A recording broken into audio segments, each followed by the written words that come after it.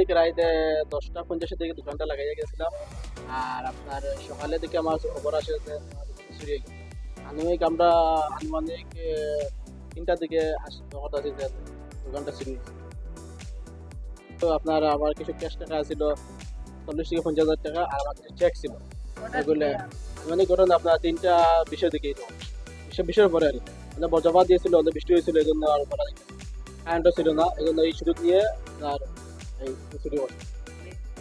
সকালে আপনার এই 6টার দিকে আচ্ছা আমার ক্যাশের যে নগদ ক্যাশের যেগুলো এগুলা পালাই যাচ্ছি। আর এগুলা থেকে 30-40 হাজার টাকা ছিল এগুলো, আর আমার মানি ব্যাগে আমার চেক ছিল সাইন করা, এগুলা সকালে 10টার দিকে গেছিলাম বেজা থানা।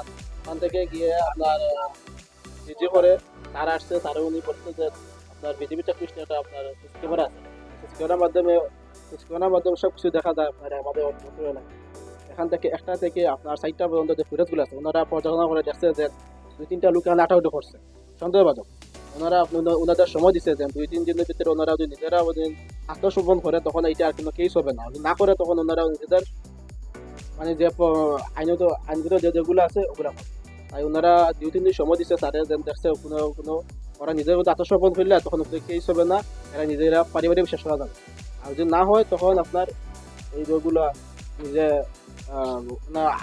আইনভাবে যেভাবে আইন আছে ওগুলো আমার তো সন্দেহ অনেক হবে, কিন্তু ছাগলে তো ওনারা যাচ্ছে, ওনারা মুখ দিচ্ছেন, ওনারা দেখিয়ে দেবো আপনার, ওনাদের চিনছেন, ওনারা তো আমাদের আর এইটা দেখান। ওনারা দেখছেন, ওনারা বলছেন যে ভিডিও মাত্র জানিয়ে দিতেছেন যারা চুরি করছে, ওনারা দেখছেন বিদায় ওনারা 2-3 দিন সময় দিচ্ছেন। দেন ওনারা যদি আত্মসমর্পণ করলে তখন এটা কোনো মানে আইনত কোনো সমস্যা হবে না, বা আইনে মানে কোনো কেস হবে না।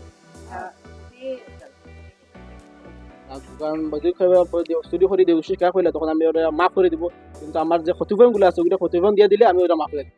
আমি কোনো কেস করবো না, কিছু করবো না, ক্ষতিপূরণ কেউ জানাইব না, এটা আমার নিজেও আছে। আমার চেকগুলো যেগুলো আমি নিজে করছি এগুলো বাতিল করে দেবো, এগুলো দিয়ে নিয়ে কোনো উপকৃত হবে না।